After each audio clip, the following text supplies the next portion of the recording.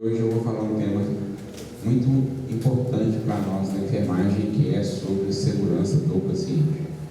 Então, aqui para vocês que estão estudando, vamos fazer aqui um bate-papo, né? Vocês já tiveram aula desse tema de segurança do paciente? Para quem está estudando? Ainda não? Vocês? Do paciente? Não? Tá. E vocês que vieram hoje, por favor, vocês já trabalham na área? Você já, né, na atenção primária, é isso? E vocês usam? Você é técnico, você? Não trabalha na área? Ok. Muito bem. Quando a gente coloca aqui segurança do paciente ou da enfermagem, eu trouxe essa reflexão para a gente trabalhar nessa tarde, tá bom? E a minha ideia é justamente fazer algumas provocações nesse sentido. Vai estar saindo.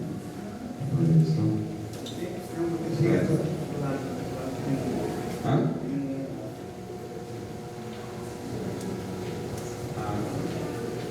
Obrigado. Né? Bom, então, eu estou na enfermagem desde moleque, desde os 18 anos. Na verdade, comecei na saúde desde os 14 anos em farmácia. Então, faz muito tempo isso. Depois, aos 18, fui para o hospital, fui atendente, auxiliar, depois fiz faculdade, especializei, fiz mestrado. E como que a segurança do paciente chegou para mim? Em 2012, eu estava numa semana da enfermagem em Belo Horizonte, ouvindo uma grande referência nacional e internacional, que é o Dr. Mário Borges. Eu falo doutor porque ele tem doutorado, ele tem pós-doutorado, ele é autoridade internacional. Inclusive, ele é o presidente da Associação de Farmacovigilância da América Latina e está na Anvisa por notório saber. O cara é uma sumidade do assunto. E quando ele apresentou uma palestra na Semana da Enfermagem e falou sobre a epidemiologia do erro, dos eventos adversos, que são um número de pessoas que são acometidas por eventos adversos, eu fiquei abismado. E no final da palestra dele, eu procurei ele, fui lá na Isabela Rentes, em Belo Horizonte, na escola lá, eu procurei e falei para ele, eu estou impressionado. E ele respondeu o seguinte: Gilberto, o pior é que vocês que estão na ponta, que tem enfermagem, deveriam ser os mais interessados. E são os que menos sabem sobre segurança do paciente. Isso me preocupou muito. Falou, não tenho pesquisadores da enfermagem. São farmacêuticos, é farmacêutico e de outras áreas, mas não tem da enfermagem. Olha que coisa séria. Porque eu fiquei assustado com os números. E vamos falar sobre isso hoje. Então, em 2012, eu me interessei e aí eu recebi um convite para participar de um grupo junto com ele. Eu participava de um grupo junto com o Mário Borges em Belo Horizonte quando surgiu, em 2013, no dia 1º de abril, a promulgação da portaria 529, que é a portaria que institui o Programa Nacional de Segurança do Paciente. E nós estávamos justamente discutindo processos para melhorar o serviço. E aí, Flora, então, nos diz para dar para vocês. Vão chegar 6 protocolos de segurança do paciente. E vamos debruçar neles, porque eles estão sob consulta. Na época, eu dei uma palestra sobre qualidade de vida, vocês estavam assistindo, né? Então, assim, na época eu estava com quase 160 quilos, estressado. No terceiro protocolo que a gente estava trabalhando, que eu tinha que compilar os dados todo mundo, eu tive um evento cardiovascular, internei por 40 dias e não participei dos outros 3. E de lá para cá, eu venho assim, participando de vários momentos. Então, eu tenho uma história, eu não gosto de falar de currículo, desde a segurança do paciente começou em 2012. Depois eu fui o fundador do grupo, chamava Grupo era o GT-CEPAI, Grupo de Trabalho de Segurança do Paciente e da Enfermagem, põe um E na frente, porque eu achava que falar de segurança do paciente não era só do paciente, era da enfermagem do Corém. Tive um artigo publicado em 2014, junto com esse grupo. Depois eu participei da Rede Brasileira de Segurança do Paciente, que tem a REINSP, a rede internacional, a rede brasileira, e implantei a rede brasileira de segurança do paciente no Centro-Oeste Mineiro, cidade de Minópolis, e de lá para cá, assim, eu sempre fico atento ao que está acontecendo. Então, por que me chamou tanta atenção um enfermeiro nesse tema? Eu vou falar então sobre isso. Primeiro, voltando aqui, que currículo a gente não leva para o túmulo. Quem sou eu enquanto pessoa? Sou uma pessoa que tem valores, que tem um patrimônio, e meu patrimônio é a vida, e isso conversa com a segurança do paciente, porque nós lidamos com vida, e quando eu faço segurança do paciente, eu falo justamente sobre a vida. E viver é muito bom, né, gente? Quem não gosta de viver, né? E eu estou aqui, então, né, dentro de uma premissa socrática de fazer provocações, ok? Segurança do paciente, cultura do paciente e implicações em nossas vidas. E sensibilizar vocês para o uso das ferramentas e práticas seguras na prevenção de eventos adversos. Vou falar sobre isso. O que são eventos adversos? Então, essa é a ideia aqui, né? Mas, porque nós trabalhamos com vidas, né? Prestamos uma assistência. E Hipócrates trouxe o seguinte princípio: primeiro, não causa dano. O primeiro princípio de uma instituição de saúde, um princípio hipocrático, é: primeiro, não cause dano. E Florence disse o seguinte: talvez pareça estranho enunciar como primeiro dever de um hospital não causar mal ao paciente. Então, Florence, ela falou mais ou menos o que Hipócrates disse. Concorda? Primeiro, não cause dano. Mas como assim? Primeiro, não cause dano. Será que o hospital é um local que pode causar danos às pessoas? Eu entro no hospital para tratar alguma doença, alguma coisa, e de repente eu pioro a minha situação? Vamos falar sobre isso, né? Muito bem. Quem gosta de esporte aqui? Você gosta? Mais alguém gosta de esporte? Esporte radical. Quem tem vontade, coragem de praticar um esporte deste, por favor?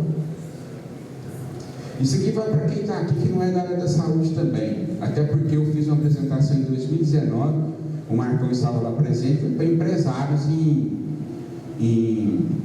São Paulo, na Convenção Camacho, né, Marcos? Brasil inteiro estava presente nessa convenção que eu apresentei. Eu falei: gente, vou falar para a gente que não é da saúde, tem que usar uns termos que eles entendem. Aí eu perguntei: vocês têm coragem de fazer isso aqui? Quem tem coragem, levanta a mão. Eu posso não ter competência física, tudo, mas coragem eu tenho. Tem? Por que não? Tudo bem. Quem tem coragem de pular do elástico? Eu acho que eu tenho que ter condição, mas eu tenho coragem também. Eu tenho um pouco de labirintite e tal, mas você fala que eu não vou morrer ali, se eu tiver certeza eu pulo. Você vai também? Pois é. Eu pulo. Você pula? Não pula? Você pula também? Vocês pulam? Não pulam. Aquela história, né? Morro de medo de montanha-russa. Você tira a foto de montanha-russa, tem pessoa com medo, tem pessoa vibrando. Na verdade, a nossa resposta emocional é devido ao que nós pensamos e interpretamos, né? Se você fala aqui, você vai morrer, eu não pulo também não, hein? Concorda? É o meu pensamento, é a minha crença. Isso tem a ver com neurociência, que foi falado mais cedo. Alguém tem medo de andar de avião? Você sabe que o avião é de cair, né? Igual moto, não pode cair. O avião ainda é pior, né? Alguém tem medo de andar de avião? Não entra de avião? Tem muita gente que não tem, né? Que tem medo, né? Ok.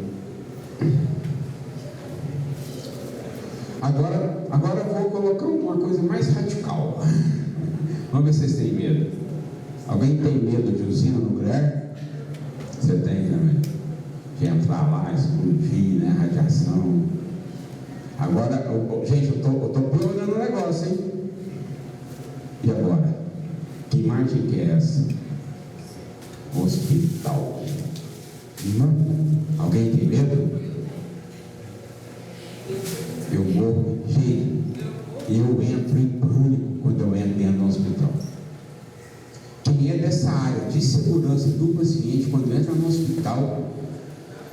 fala assim, numa Santa Casa, ele fala assim, ele completa, misericórdia. Santa Casa que tem o nome, misericórdia. Você está doido. É muito complicado. Será que o hospital é perigoso? Para você trabalhar nele, então pior, para você ser paciente ou cliente deste hospital? Eu vou ter que fazer uma cirurgia, o profissional procura o melhor médico, né? Arrumei um doutor fulano que ele é expert da cirurgia, mas ele esquece que por trás da cirurgia tem uma equipe, tem equipamento, tem processos, tem estrutura. E aí ele tem um bom profissional, mas não tem um sistema adequado. Será que no Brasil nós somos 99%? Não, melhor, vou começar por baixo. No Brasil, vocês aqui acham que o nosso serviço de saúde tem 90% de acerto? 90% de qualidade? Não? Será que tem 90%? Será que nós temos, então está difícil de responder. Será que os nossos serviços têm 95% de qualidade total? Olha, você tem uma empresa, a minha empresa, ela é 95% de qualidade total. Vocês acham? Talvez alguns tenham, né? Vamos acreditar nisso. Então vamos melhorar isso. 99% de acerto. Vocês acham que tem alguma instituição de saúde com 99% de assertividade? 99,9%. É difícil chegar a isso. Quantos enfermeiros nós somos aqui que o Péricles, enfermeiro Péricles da Federação Nacional de Enfermagem, falou ontem que nós somos aproximadamente 2.800.000 profissionais de enfermagem, profissionais de enfermagem. 2.800.000. Se nós multiplicarmos isso, é claro que tem algumas pessoas que são atuantes, a gente pode reduzir, mas se nós multiplicarmos 2 milhões vezes procedimento dia, o que vocês acham? Se nós pegarmos acho que é 360 mil hospitais no Brasil, ver com esses 2 milhões, multiplicar por procedimento dia, quantos milhões são realizados só pela enfermagem? Fora a área médica, fora a área de fisioterapia, outras áreas. Se nós tivermos 1%, se nós somos 99% de acerto, gente, 1% de milhões é muito, concorda? E aí eu tenho uma notícia para dar para vocês. Quem quer fazer esporte radical, isso aqui foi de um congresso de 2013, eu acho, lá ali em frente ao Mercado Central de Vinópolis, Expomi, não. Em frente ao Mercadão, que é centro de convenções. E aí ele trouxe, isso aqui foi do 7º congresso, foi um congresso do ISMB. Bom, Minas Centro. Então, o lado elástico, escalar montanha é seguro. Ferrovia, aviação comercial é ultra seguro.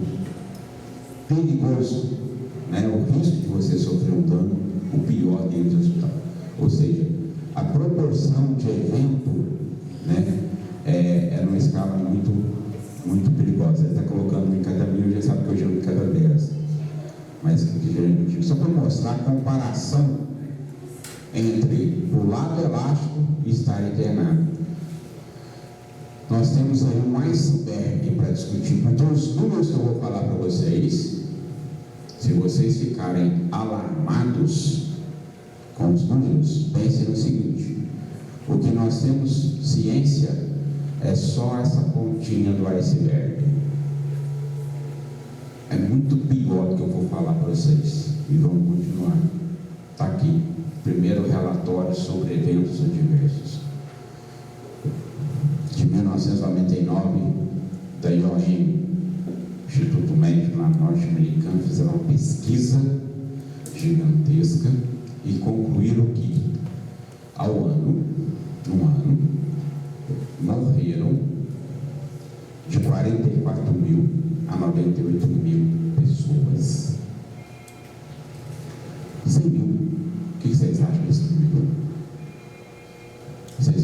assim, fulano morreu porque injetaram dieta na veia do paciente, né? Um exemplo.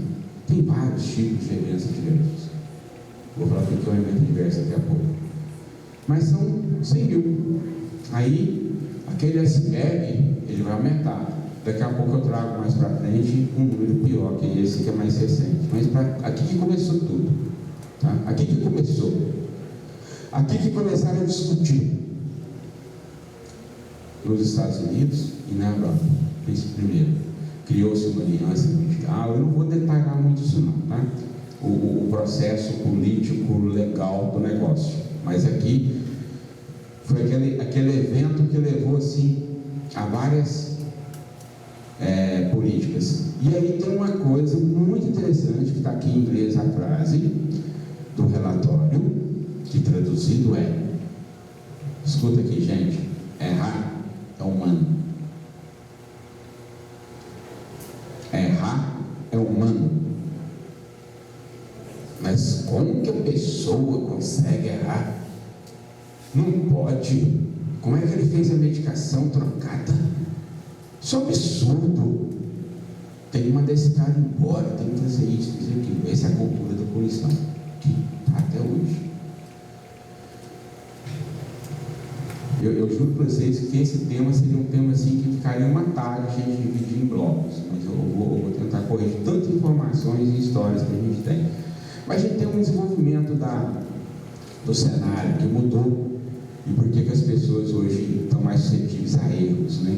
Um deles, por exemplo, é a assistência. Eu quando eu comecei na enfermagem, o modelo de hospital é isso aqui. Eu trabalhei em aula, com vários pacientes, assim, um banheiro só. O que eu tinha de máximo, quando ele tinha uma parada cardiorrespiratória, um ambu. Vocês conhecem ambu ainda, né? Usava seringa de vidro, olhava se a agulha era rambuda. A agulha, quando ela ficava torta, se você passava ela na unha, assim, ela riscava a unha. Então, o teste de qualidade da agulha era isso.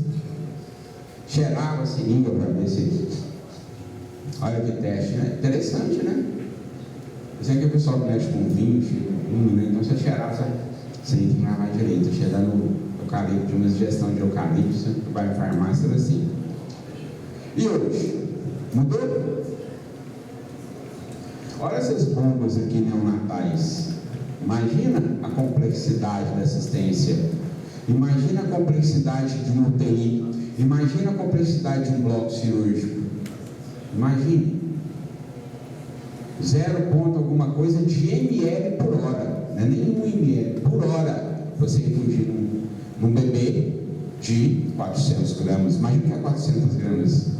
Você pegar 400 gramas ali de repente de um alimento assim, é nada quase, concorda?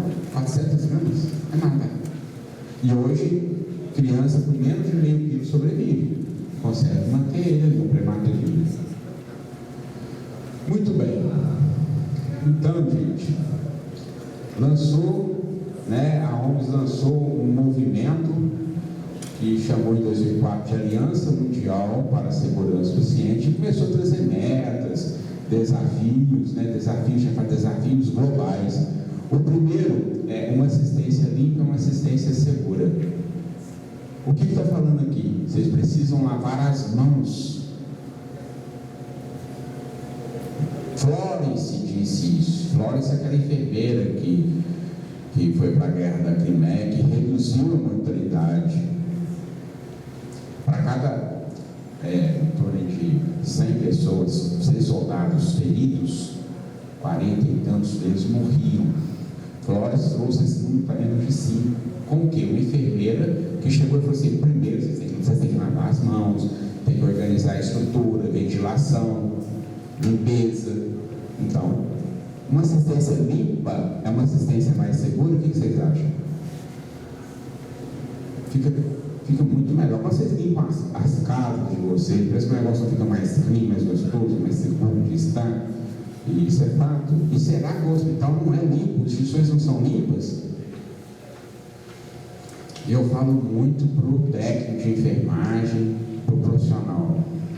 Quando você faz a desinfecção de uma máscara de inalação, você usa ela no seu filho? Está tranquilo? Está bem desinfetado? A limpeza da maca que você fez, você deita nela, pode colocar o seu bem precioso nela. É uma reflexão, não é? Muito bem. Depois teve mais desafios, que são cirurgias seguras, salvam vida. Depois teve, não vai entrar muito detalhes de anos não, né? Medicação segura, cirurgia segura. Não. Eu fico lembrando dos casos, porque assim, além de eu trabalhar com segurança paciente, tem uns casos, né, que a gente vivencia. Vou contar uns casos rapidinho aqui. Um deles foi o seguinte: um dia eu estava trabalhando no hospital particular, 100% particular, estava dando plantão fim de semana, ligaram para mim e falaram assim: Gilberto, eu era seu enfermeiro supervisor do Hospital Geral, preciso de um catéter duplo J aqui no bloco cirúrgico, o catéter que é utilizado para cirurgia urológica. Aí era noite, era fim de semana, então não era uma cirurgia tão eletiva assim. Aí eu cheguei na farmácia, que eu dispensava, né, fim de semana, que depois cheguei na farmácia, fui pegar o catéter e não achei. Liguei para a farmácia, eu falei assim: não tem, quem tem está no bloco. Liguei no bloco, assim, aqui não tem também, o paciente está aberto, eu preciso do catéter. Aí eu pego o telefone, ligo no hospital vizinho, você consegue me emprestar, aí tem que ter autorização do administrador, para ter uma motoboy, depois o catéter chega, eu levo lá, está aqui.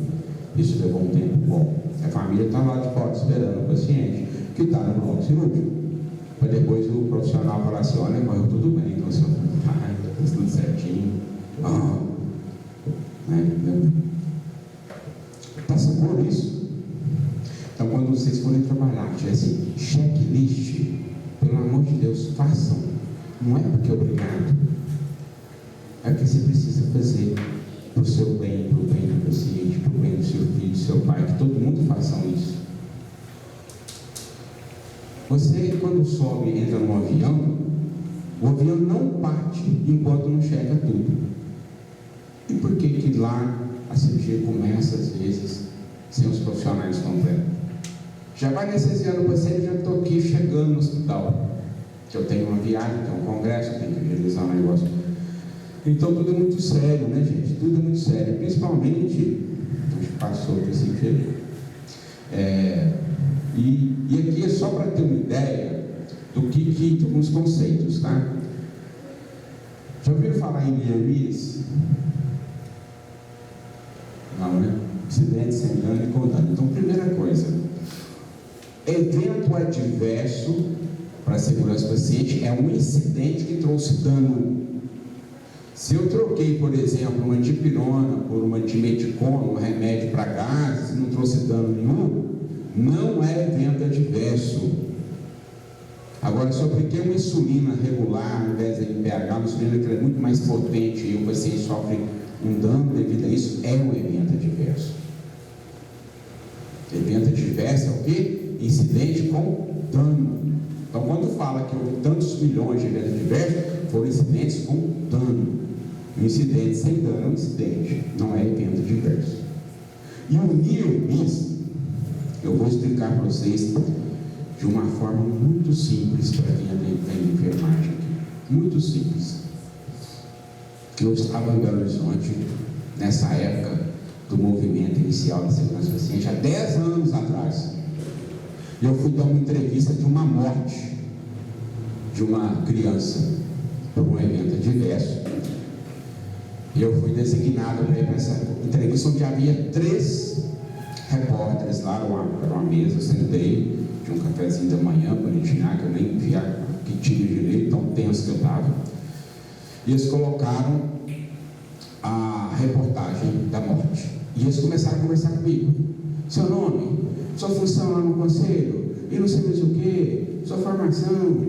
E começou a conversar. Eu nem estava vendo a reportagem. Aí quando o cara fala assim: contagem regressiva, vamos entrar no ar, ao vivo. 10, 9, 8, né? Aí quando vê, joga a câmera no cara e fala assim: estamos aí com o Gilberto, onde está, blá blá blá blá blá. É o que a mídia faz. Gilberto, você viu que tragédia? Eu falei: não, nem vi. A reportagem: Gilberto, como pode? Como pode um profissional cometer esse erro? Essa foi a pergunta, de cara assim. E não combinou até para mim, não. Aí eu falei assim para ele, com toda a segurança do mundo, eu falei, eu tenho duas notícias boas para te dar. A primeira notícia, eu falei assim, duas notícias, uma ruim e uma boa, desculpa. A primeira, que é a ruim, é que é pior do que você está vendo. É um iceberg, é só a ponta que você está passando aqui. Cara, são milhares de eventos adversos. Ele assustou. É muito mais do que você pensa. Segundo ponto, poderia ser pior. Poderia ser muito pior se nós não tivéssemos quem na ponta? A enfermagem. Eu levantei a bandeira. Por que eu levantei a bandeira? Por causa do NIRBIS. Eu falei, era para ser 1000 vezes pior. Nós temos a enfermagem que não deixa chegar milhares ou milhões de erros, que é o quase erro. É quando você está numa instituição, que você pega uma prescrição e está escrito, por exemplo, penicilina benzatina, que é uma medicação que é benzetacil, que aplica no músculo e está prescrito IV. E a enfermagem fala assim, epa! Isso aqui está errado, muda essa prescrição, porque senão eu vou fazer um evento diverso. E nesse caso vai fazer o quê? Vai matar. É quando vem lá uma medicação prescrita na via errada, uma medicação dispensada pela farmácia errada. Imagine você da TI, trabalhando lá 4 horas da madrugada, segundo serviço de trabalho, 1000 pacientes para cuidar, você abre a gaveta, a ampola que tem a letra minúscula, você nem consegue ler o texto escrito. Em vez, vou só rimar, em vez de novalgina, está adrenalina. Ao invés de Kefrin, está quericina. E aí na correria, na loucura, porque o errar é humano lá de 99. Por que esse errar é humano que ele trouxe? Nós estamos suscetíveis a errar. Entendem? Nós estamos. O Mário Borges fala, aquele serralheiro, ele passa a madeira lá na serra, e a gente corta o braço todinho. Como assim? Então ninguém quer errar. A gente erra. E a gente previne esses erros. Então muitos dos erros a gente previne. Eu trabalhei muitos anos nesse sistema, que eu pegava a medicação errada de madrugada, ia lá na farmácia, falava assim para a mocinha da farmácia, escuta, você entregou remédio errado para mim. Falou que você é farmacêutica, que é a menina da farmácia. Ela pegava a ampola, ó, com som, Zé estava lá dormindo, né? Não sei se era um pouquinho mais tranquilo. Aí vinha cá, pegava e dizia assim, tá vendo? Alguém, né? Eu acho que vocês são muito jovens, não trabalham nesse sistema. Mas é isso que acontecia. Ainda acontece. Hoje, isso aqui precisa ser discutido. Tem que reduzir os erros anteriores, né? Mas eu falei para ele então isso. A gente previne muitos erros com aqueles certos que a gente utilizou durante muito tempo, que durante também muito tempo foi utilizado para culpar. Dose certa, dia certo, era 5 certos, já mais de 10 certos, né? Então, e aí a gente tem que tomar cuidado, que dentro do hospital, o erro e o paciente, né, ele sofre mais dependendo da situação de vulnerabilidade, né, até biológica mesmo, de envelhecimento. Então, uma gestante, uma criança, um idoso. Hoje, para vocês terem uma ideia, hospitais que prezam por qualidade total, que têm uma estrutura bacana, eles têm um farmacêutico clínico. Então, quando o médico prescreve uma medicação, o farmacêutico clínico avalia se aquela medicação não vai trazer dano para o paciente. Vocês sabiam disso? O Felício Roxo, uma vez eu participei muito lá do Felício Roxo, com a equipe de qualidade lá, a Ângela, né, que era coordenadora na época de qualidade total, e foi implantar o farmacêutico clínico de perto com muita resistência dos médicos, fazer um farmacêutico para avaliar a prescrição. Eu tive com ela faz pouco tempo, ela falou para mim que ela estava com 30 farmacêuticos clínicos já, e o médico assim, quem está de plantão na farmácia clínica? O O que é farmácia clínica? O paciente, quando ele chega para tomar um medicamento, a função hepática dele, renal dele, se não estiver legal, o remédio vai trazer mais dano do que benefício. Então, aquele primeiro princípio que eu falei do Hipócrates, primeiro não causa dano, está aí. Então, assim, papai internou e agora complicou porque o rim parou. Será que o rim parou da patologia ou será que o rim parou do tratamento?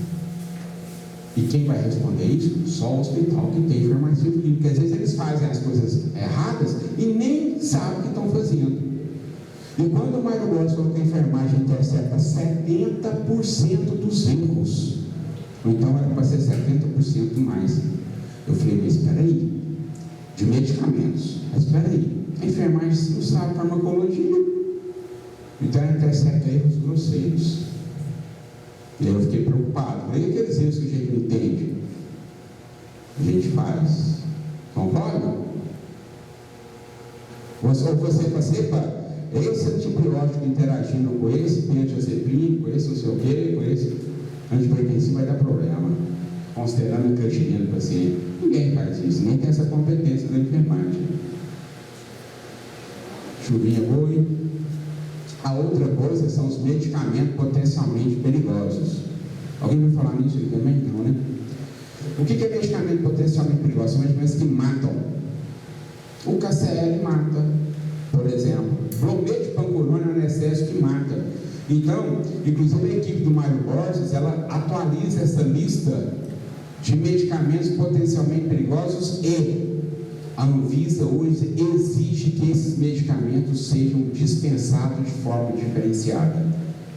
Se você tiver 4 horas da madrugada e ver um medicamento que tem uma caveirinha falando esse medicamento pode matar, você vai estar mais atento? Não são tantos. Então essa lista ela existe, e quando uma profissional comete um erro desse, a primeira pergunta que eu faço é potencialmente perigoso? O hospital treinou, mudou o sistema? Né? E aí, e é o seguinte, o que tem a ver segurança do paciente com a enfermagem? O que será?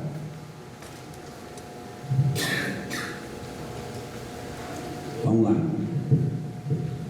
Eu fui num congresso internacional que tem no Rio Preto, e eu tive assim, o prazer, no curso pré-congresso, de ter levado um estudo de caso, para estudo de caso, no curso de erro de medicamento, um caso no qual eu fui parecerista desse caso. Tipo assim, eu dei o veredicto do profissional que foi para a votação de uma plenária do Corém. Uma senhora chegou na cidade, lá no interior, com uma perfuração no pé. Vou tentar ser bem rápido nesse caso. E aí o médico atendeu e falou assim, essa mulher precisa de uma vacina antitetânica. Ok? Vacina antitetânica. Depois que a mulher foi atendida e foi embora, ele falou, peraí, eu acho que eu errei. Eu acho que esse caso tinha que ser o soro antitetânico, que também é uma ampola.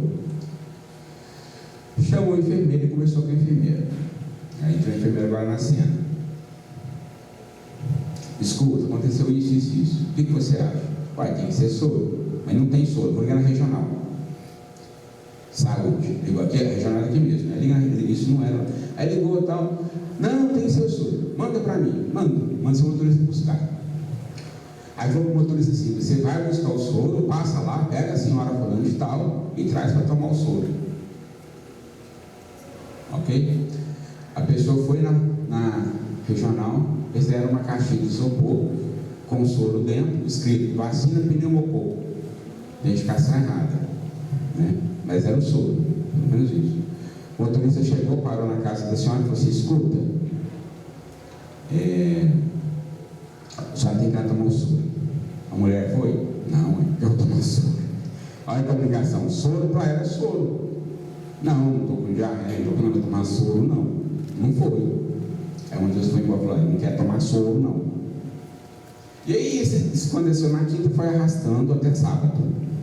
Sábado não estava a enfermeira, Sábado não estava a farmacêutica do hospital. E quem dispensava a medicação era uma recepcionista que era técnica. Aí a farmácia falou assim: o soro está dentro da geladeira, numa caixinha de isopor. Aí a farmacêutica tirou a etiqueta, que estava a vacina pneumococco, está errado, tirou, mas não identificou também não. Do lado do soro, colocou uma caixinha de isopor com brometo de pancurônio, porque o bloco entrou em reforma. Brometo de pancurônio. Anestésico. A senhora resolveu tomar o soro num sábado final de plantão, lá no ambulatório da cidadezinha pequena.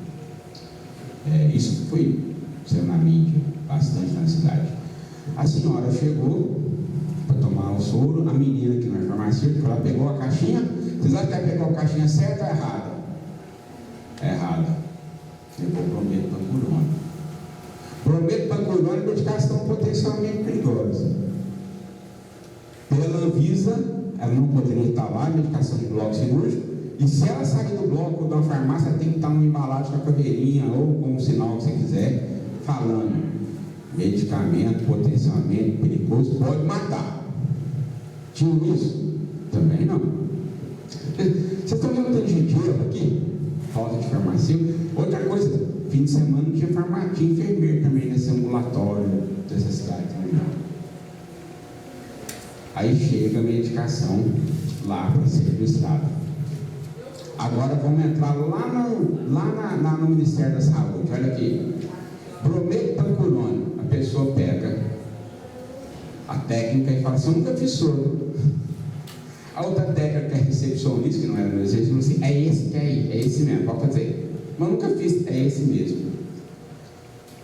Quem trabalha com vacina, não sei se alguém trabalha, a Rosana trabalha com vacina. Lá vem escrito assim: Pfizer pediátrica, direitinho o nome, ou bem como mesmo, os nomes que vem, nem sempre vem um nome que você quer, é um nome que eles falam: essa aqui é a Pfizer pediátrica, essa aqui é a outra. Não é assim? Atenção primária? É ou não é? Aí, e é tipo assim: essa técnica mantida, essa aqui pode fazer, que é essa aqui, que é essa aqui, é igual a letra de médico, pode fazer que a letra do médico é essa aqui mesmo. Eu vi isso também. Bom, e fizeram brometo pancurônio. Errado. E a paciente morreu. Óbvio. Morreu. Eles pareceram de umas 30 páginas, 2 meses debruçado para falar, analisando as arestas do sei tudo. Eu tive assim a lucidez e o prazer de ver que a minha decisão foi a mesma que no Congresso, levou para o Congresso. Isso é muito legal, porque na verdade, lá na Europa, e aqui no Brasil, a gente está começando a instituir isso, inclusive na Rebraensp, esses funcionários são segundas vítimas. Vocês, quando comentam um evento diverso, vocês são muito mais vítimas do que um culpado. Tá?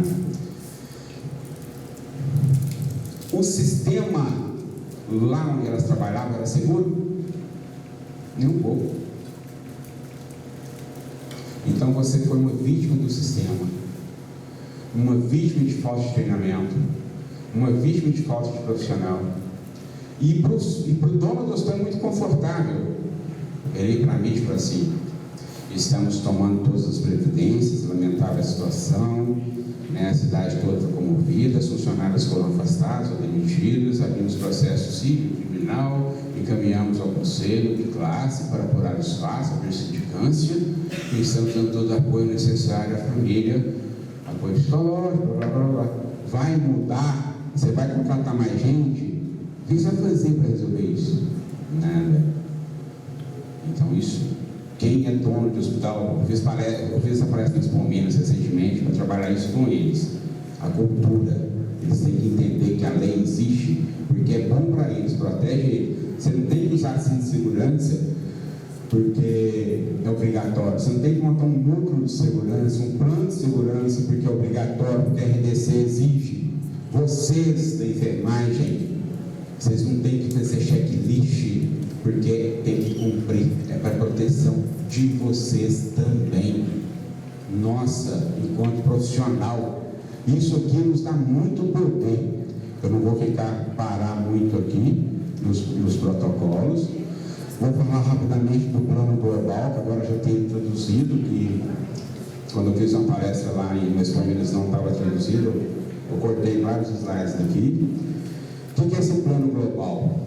É um plano global instituído, né, pela Organização Mundial de Saúde, de ação de 2021 a 2030. Talvez você pegue o plano, algumas falas que não estão, porque eu tentei traduzir umas partes, né? Mas o que acontece? Aqui eu já falei do risco que a instituição... Então, nós precisamos melhorar as culturas, os processos, procedimentos, comportamentos, as tecnologias e ambientes. O que nós estamos falando? Reduzir riscos de forma consistente e sustentável, reduzir a ocorrência de danos evitáveis, tornar os erros menos prováveis e reduzir o impacto do dano quando ele ocorre. Tá? Então é preciso hoje envolver os pacientes, as famílias. Então, se tiver um protocolo que fala assim, cara, quando você vai fazer uma vacina, uma medicação, você tem que falar para o paciente: senhor Antônio, essa aqui é a medicação que você anunciou, é tal medicação, da qualidade, vacina, é o lote, está de acordo? Ok? Tudo bem? Você concorda que quanto mais barreira você tiver, menos risco vai ter. Então é preciso alcançar resultados por meio colaborativo, analisar e compartilhar dados para gerar aprendizado, basear políticas e ações da natureza do cuidado, usar conhecimento científico, experiência do paciente para melhorar a segurança, incumbir uma cultura de segurança na concepção e na entrega de cuidados de saúde. Então, princípios norteadores, não vou delongar muito aqui. A abrangência da segurança é também para atenção primária à saúde. No estado de Minas Gerais, apenas 0,7% dos PSL da atenção primária tem plano de uso de segurança do paciente, e ele é obrigatório, segundo a RDC 36. Então ele abrange tudo, tá? E é preciso que as pessoas aderem a essa cultura de segurança. Como é que está o tempo aí? Viu? Não, isso começou às 2h10. Viu? Estamos 5 para as 3, então termina. Rapidinho. Então, quais são as partes interessadas? Gente, o cara que fornece o equipamento, ele tem que ser também considerado hoje, segundo a OMS, uma parte interessada no processo. Até porque, quando a gente vai defender, né, a segurança do paciente, a gente tem que entender que nós todos estamos dentro da segurança. E olha esses números agora da OMS: 134 milhões de eventos adversos por ano no mundo. Eles não estão contando os eventos que não são notificados.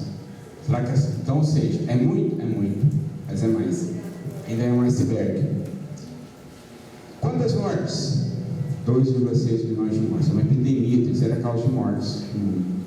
Então você vai mexer com uma coisa que é uma epidemia, uma pandemia, né? 1 a 2 bilhões de gastos teriam esses eventos adversos. Então, quando eu chego, por exemplo, que eu estou numa Câmara dos Vereadores defendendo 30 horas, ou um piso, eu falo assim: desculpa, isso aqui não é uma questão trabalhista apenas, é uma questão de saúde pública.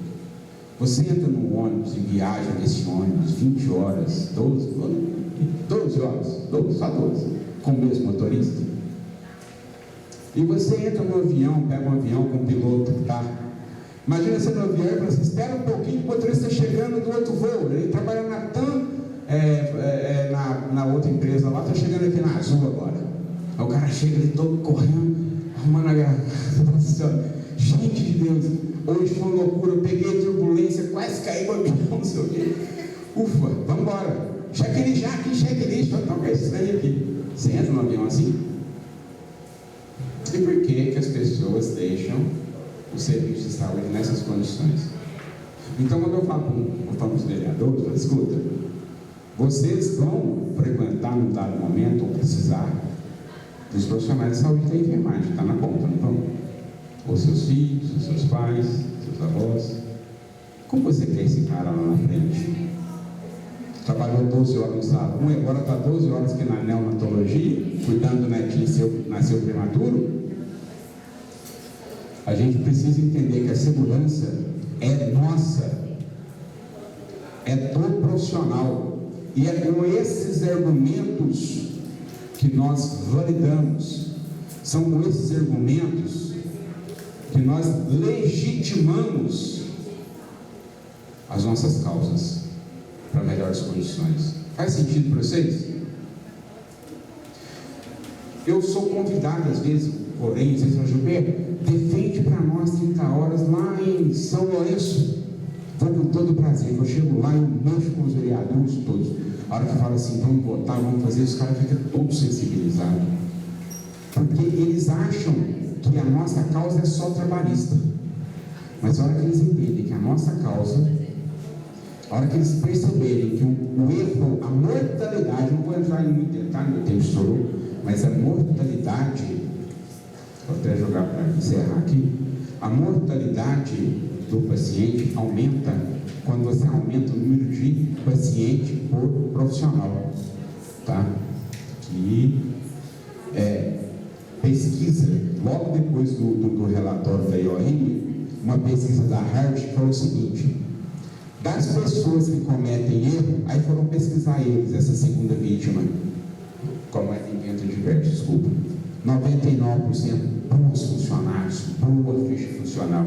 Então não vem você achar que o fato de ser um bom profissional, que você não está sujeito. Vai trabalhar naquela cidade, lá onde aquelas meninas fizeram no CV.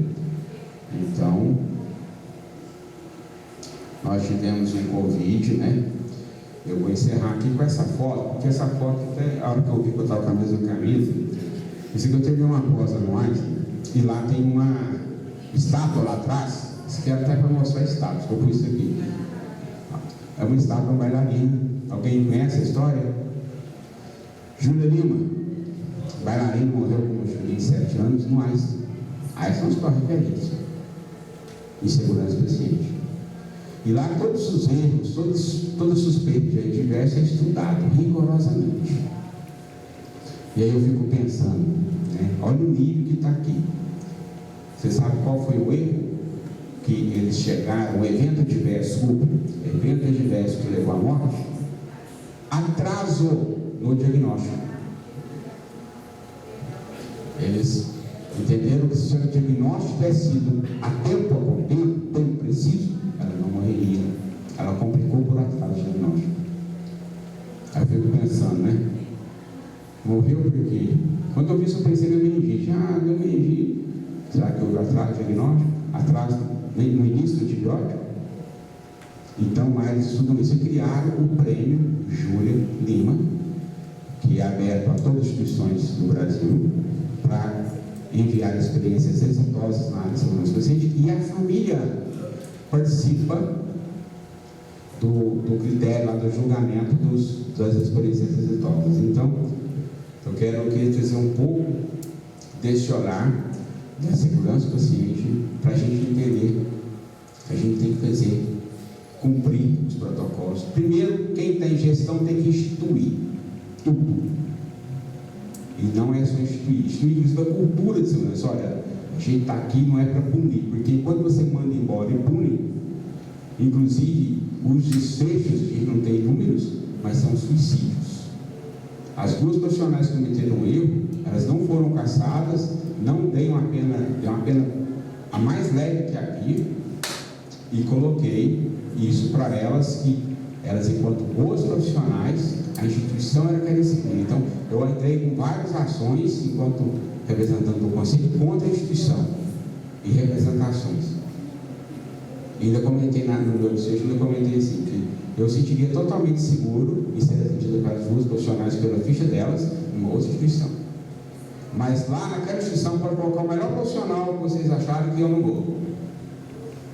Então não adianta, igual eu falei no início, você, por exemplo, procurar só pelo profissional. Você tem que entender o todo, né? Só que, o que elas disseram? Você acha que elas ficaram felizes? Ah, que bacana, achei que nós fôssemos cansadas. Não, a minha vida já foi destruída. Gente, eu enquanto conselheiro, quando mexia com isso, sempre mandava para mim, tem caso de precedente, viu o caso que eu fiz parecer com morte. Acho que 2012, 2013, 2014, todos os casos que deram óbito foram para mim, da vítima. E todas as pessoas chegam destruídas no final do processo. O profissional chega assim: eu só quero colocar uma pedra, eu jamais exerço a profissão. Eles se casam. Então, eles são quem? Segundo vítimas.